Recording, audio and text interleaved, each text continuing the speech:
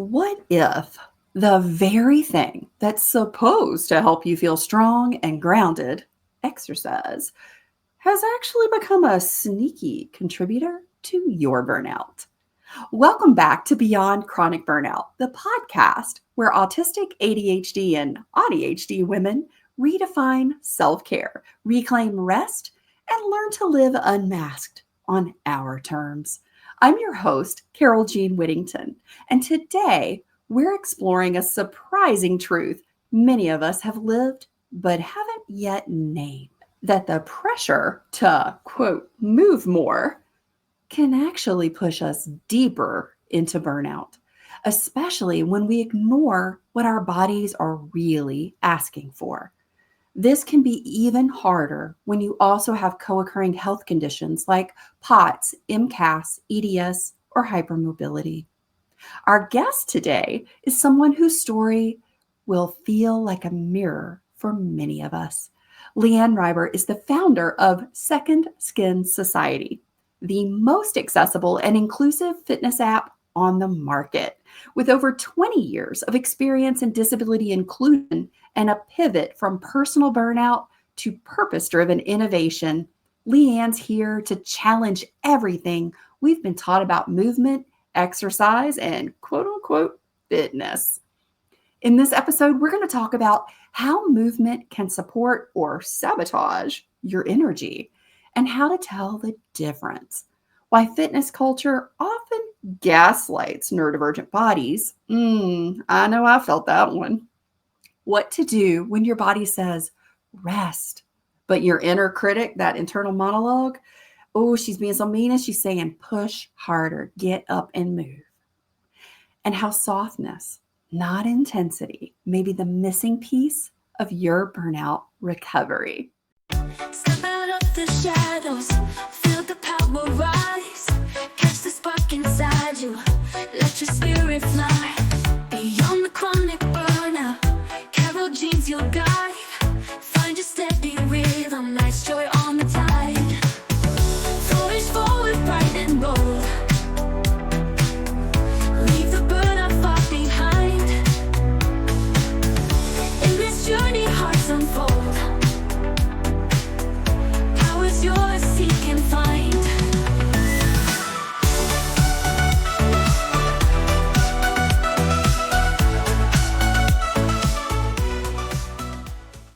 Welcome to the show, Lee-Anne. I am so excited that you are here sharing and talking all things Sekond Skin Society.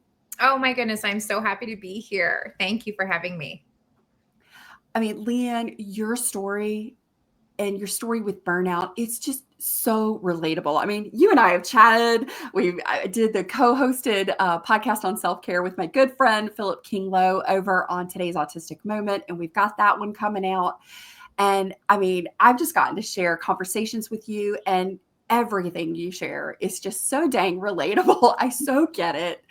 And the way that you talk about it really just makes sense, and why you do what you do is so important. So can you take us back to those early signs that your body was giving you, and what finally made you listen when you realized, oh my gosh, this is burnout, or I've just pushed myself too dang hard? Yes. Oh goodness. I remember the signs. Looking back, I remember the signs very clearly. Things like waking up in the middle of the night, usually around 2 to 3 in the morning, consistently every night. And I didn't have a lot of things weighing on my mind. It was just that I was awake at that time. And also 12 hours later in the afternoon, I would feel this just complete drained exhaustion, a lot of times a headache, sometimes an even scratchy throat.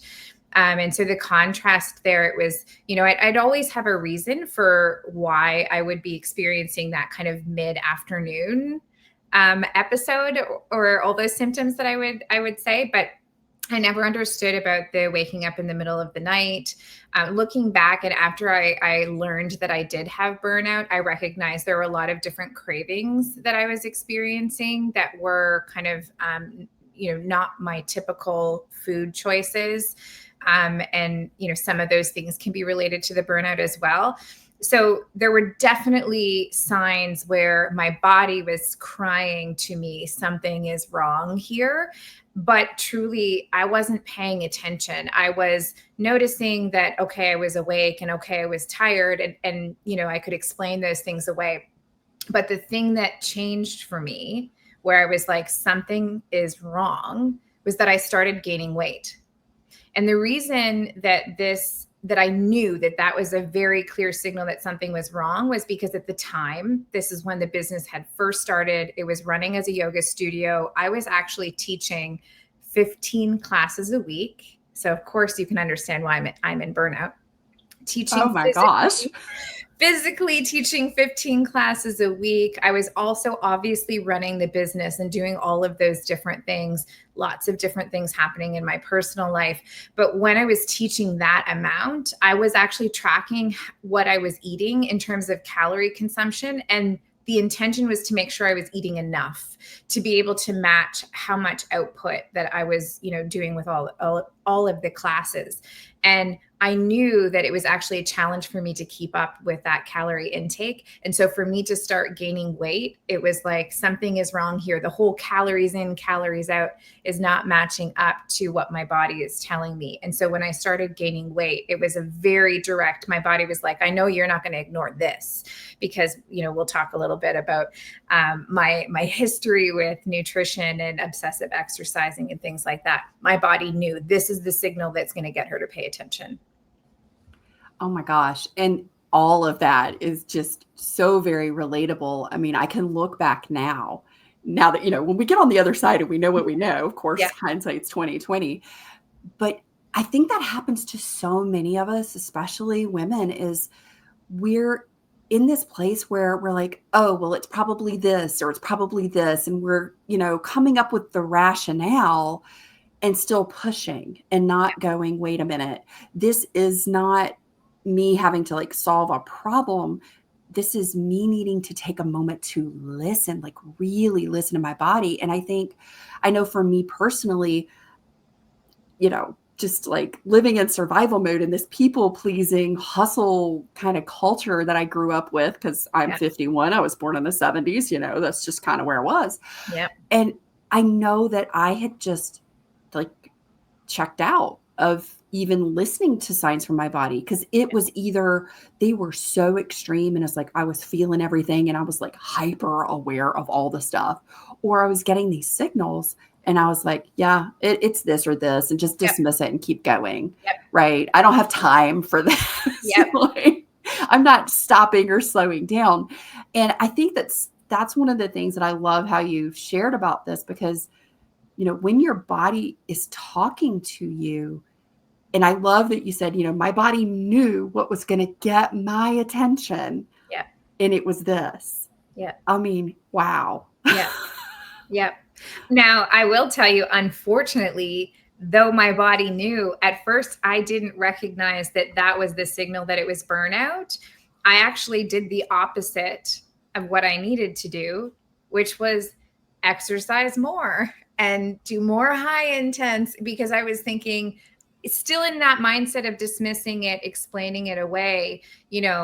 We can relate a lot of different things to aging and how our bodies change as we're aging, and all of the different things that we experience as women with hormones and all those things. And so I was like, well, I did not want to continue to gain weight. So I was doing the thing that I thought would help me to lose that weight, which was exercise more, eat less, or pay attention to, the types of foods that I was eating.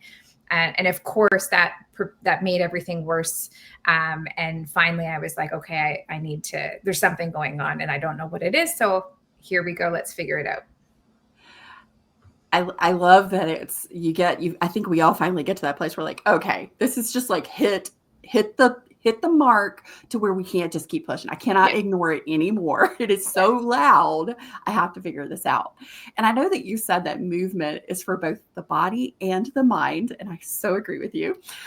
But, we get this message from the fitness industry And we get a lot of them actually, from a lot of different places, but the fitness industry in particular, selling that there's a certain way that we need to look, that we're not healthy, quote unquote, if we don't look a certain way, if our muscles don't look a certain way, if we don't have, a certain muscle mass to fat ratio kind of thing in all different shapes and sizes. It's like, no, this is the standard. And if you don't fit in this, then you're just not meeting what's quote unquote healthy. So how did that message affect your own relationship with movement? I would even take it further in that the fitness industry tells us not only does this body look equate to health, but it equates to value. That you're not even valuable unless you are looking this specific way or, aspiring to look that way, working towards looking that way.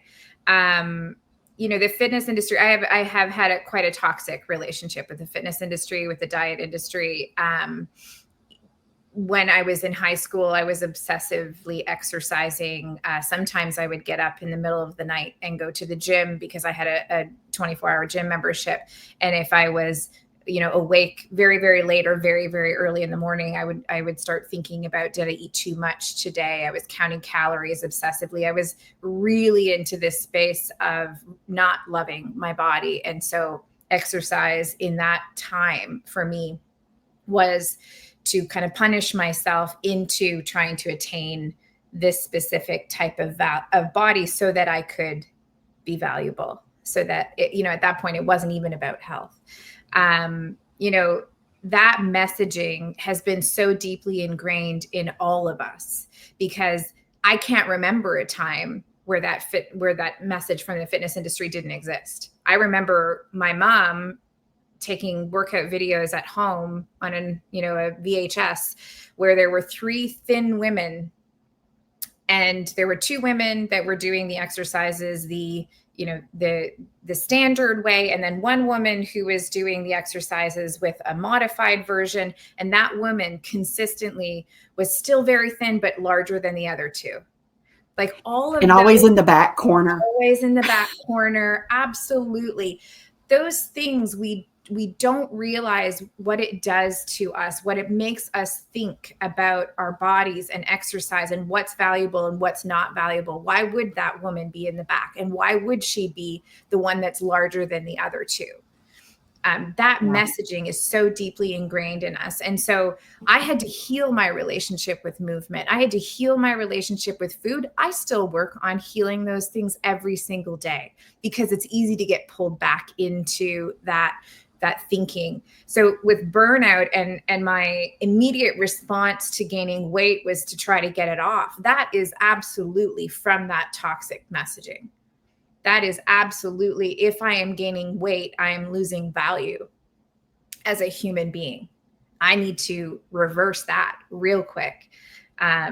It's a really, really dangerous place for so many women. And to be honest, it's not talked about enough for so many men also that deal with the same things, but they don't have quite the same spaces to talk about it openly as women have decided we're taking this space to talk about it openly. Oh my gosh, yes. And that equation of how my body looks is the value that I have. And if it's not in a certain standard, then I have less value somehow. Yep. And it is so heavy. I mean, that's something I'm with you. That's a constant evolutionary practice in my life to love my body and love all the parts and pieces, even the fluffy ones. And, perimenopause does fun things. And, it's just one of those places because I think as I was younger that it really, I wasn't consciously aware that I was equating my physical appearance with my value. I just knew that, and in my mind, I wasn't lovable. Yeah. Oh, yeah. I wasn't lovable. Somebody couldn't find me attractive or pretty, and I certainly didn't find myself that way. Yeah. I was so hypercritical of every little thing. I was just constantly picking my body apart in my own thoughts. And it leads to so many things. And I think for a lot of us too, that are autistic, ADHD, or ADHD, we have a higher prevalence of co-occurring health conditions. And so, through burnout, those symptoms can be exacerbated. And so there were times I couldn't stand up. I could barely move. And inside I'm going, but you need to move your body because you're going to get fat. Mm-hmm. You're going to get flabby, and no one's going to even want to be around you. Yeah. Or then you start shaming yourself because you can't do something, and it's just awful. I mean, it really is. Definitely. And I mean, we're talking specifically about fitness, but the entire beauty industry, everything that you see in media, it perpetuates this idea of a look being more valuable. And so, when we're in those spaces where we feel like we are unable to even try to attain that look, then it's the spiral of guilt and shame. And, why am I this way? And I wish I could be this way. And not only physically, but mentally, the toll that takes on you it's extreme. It's extreme. Yeah.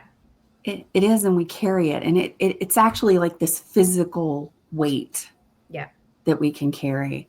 And I know that in your personal story, that movement actually pushed you deeper into burnout. Like you said, I went hard. It's like, oh, if I'm going to gain some weight, then I'm going to go even more. Right.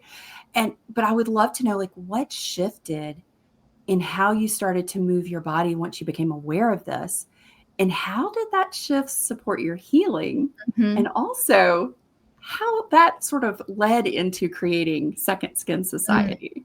Oh, goodness. Okay. I'll try to remember all of the different aspects of that question. I think for me, when I realized that there was something that needed to be looked into, and I could recognize that this could be burnout. And so I was immediately kind of seeking that guidance.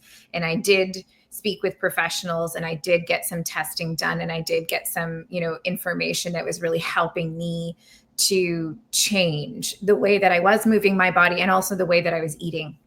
Because of course, that psychologically, you think you need to eat less. I needed to eat more. I was thinking about eating less carbs. I needed to eat more carbs.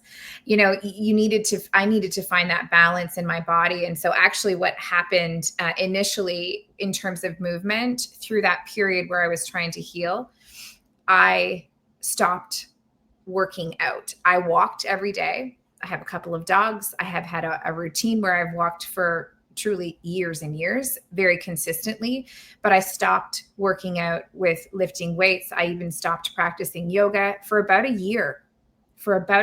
And it was partially because I knew I kind of needed to reset everything, but also I was going through this mental experience of what does it need to me and my body if I'm not exercising, and that guilt and, all those things we just kind of touched on that comes with, but I need to do this so that I can get this. I needed to release all of that. And I didn't plan to take a full year off at all. I just knew I needed to do things that were gentle. And even for me at the time, yoga mentally wasn't gentle because I was teaching a variety of styles of yoga that were quite intense, that included cardio, that included strength within them. And so I was just kind of setting those to the side, not removing them, but setting them to the side until I felt like I had come to a place with movement where it was going to be beneficial for me again.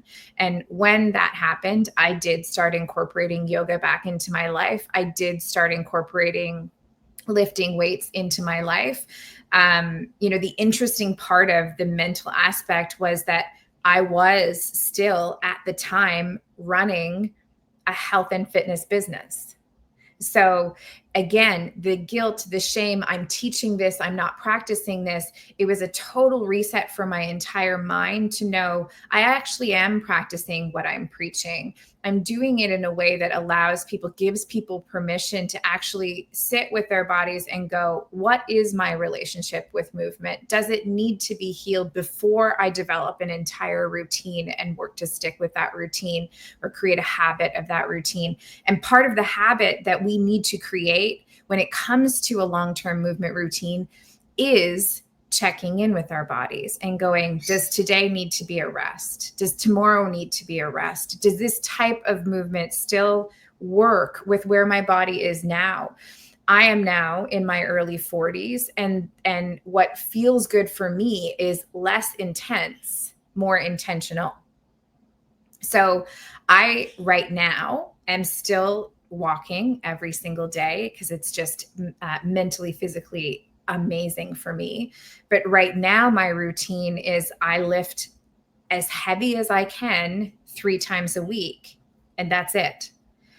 That is such a drastic change from the cardio, the running, the everything 7 days a week. Fit it all in, get the yoga in there too, because, you know, all of that is good. It was an all or nothing mentality that I was living with for a very long time. And so, you know, through that kind of hitting the reset button, it gave me the space to go, what should the habit of movement look like for me? And part of incorporating, you know, the routine that I knew was going to be good for my body was really learning to listen to it and learning to question, is this form of movement still fitting with where my body is today?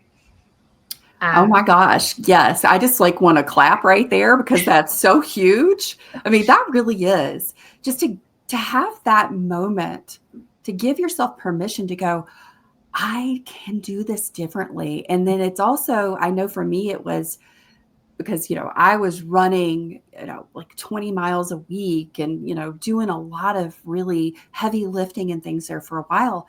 And when I recognized that my body was saying, you need to slow down, you need to be more intentional, like you said, there was this part in my nervous system that jumped up and was like, wait a minute, we do not sit still. What are you doing? Yeah. You know, like body in motion stays in motion. And so like the psychological and just nervous system reset that I had to also be comfortable being uncomfortable with the change in the type and consistency and intensity of my workouts.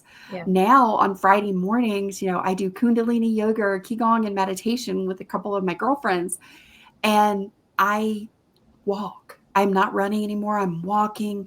You know, I'm doing like body weight exercises during the week, and those things are what work for me. Yeah. And it was really interesting because I look back when I was bedridden from health conditions. And I mean, I couldn't stand up. I could barely lift my own hand to feed myself some days. And I remember there was this one point where my body was telling me it was time to try and move a little. And so I just started laying in bed and I would just lift my feet up and I would just like do bicycles or pump my feet, just pump my ankles. Yeah. And it felt so good. But I got to this place, and I want to know if this is something that resonates, because I think one of the things about Sekond Skin Society is that it does exactly what I think is so important. It makes what we do, how we move, fun. We enjoy it. It's playful. Yeah, absolutely. I think we've been, you know, in the conversation. So when we were really digging in and doing market research for what we're doing right now, I heard that over and over again. I'm tired of a medical model. I'm tired of a physiotherapy model. I'm tired of just straight reps. I want something fun. I want to be able to show up and move my body and honor my body through movement. You know, I think it's also just important to note, you were talking about learning to love your body and all the parts of your body. And I think it's incredible that we are in that pursuit. But I would even take it to a place of, I just want to respect my body. I just want to appreciate my body. It's like a relationship. I don't have to love it every second of the day. I don't have to love every aspect of it. I respect it. I respect what it does for me. I appreciate it. And so I want to move it because I want to continue to be able to do the things that are important for me as long as I can do them. And so, you know, finding joy in movement is just so far removed from this, again, all or nothing mentality of it has to be every day, or it has to be the majority of the days. It has to be 60 minutes or it doesn't count. If you're not very sweaty, then it really didn't do anything for you. movement can be so incredibly empowering and fun. And yes, it can be challenging. It can be challenging to hold a yoga pose. It can be challenging to sit in a hip opener. It can be challenging to lift heavy weights or to do, body weight exercises. But we have, as a society, somewhere along the way, forgot what it was like when we were kids and we were moving our bodies, and it was fun to play. And it was fun to run around with each other. And it was fun to be involved in sports and different games where we were exercising and not even thinking about it. And so we wanted to incorporate fun in how we were putting together Sekond Skin Society. I love that so much. That's like one of the things that just made me so happy when you and I met over on LinkedIn. You told me what you were doing. And I was like, oh my gosh, I'm so excited. This is amazing. Because that's one of the things too that I love about what Sekond Skin Society is doing and what the app is really addressing. And it's, when I look a certain way, when my body isn't responding and I can only sit in a wheelchair because that's been part of my experience, or when I was on a walker and, I'm in my 40s and people all stare at you like, what's wrong with you? That kind of stuff. Yeah. You don't quote unquote look sick. Right. Yeah. And to be able to exercise and work out and move my body in joyful, fun, playful ways, but with people that reflect back the same experience I'm having. Mm-hmm. Y'all have such a wide variety of people and different abilities. And I love the adaptive nature of the exercises and how they're presented, because one of the things that I think is really hard is trying to go to the gym when you've got that sort of fitness culture and everybody's got a quote unquote look that way. There was a lot of shame for me. Like, I was embarrassed. I would go when like nobody else was there, and it was really inconvenient for me, but I would rather do that than be stared at or feel so painfully uncomfortable, in the gym. And so I think Sekond Skin Society just embraces that so beautifully. What was sort of the spark in your heart when you were really kind of coming out of your burnout? You were learning to love yourself and your body and so many beautiful things. How did Sekond Skin Society, what was the spark in your heart for this one?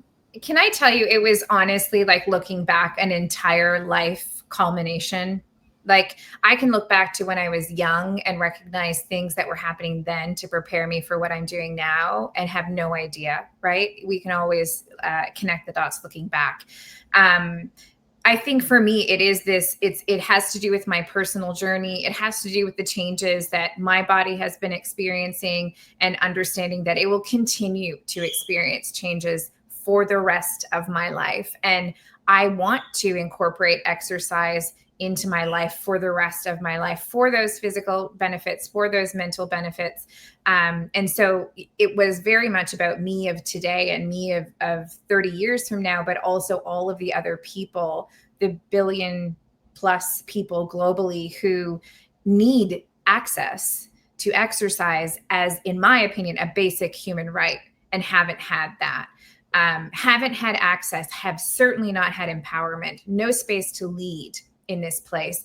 And so this spark for me is very much about kind of the culmination of disability and inclusion and how important that is to me at a personal level, access and empowerment, and really wanting to change society's view of disability and change society's view of movement, change society's view of what a valuable body is.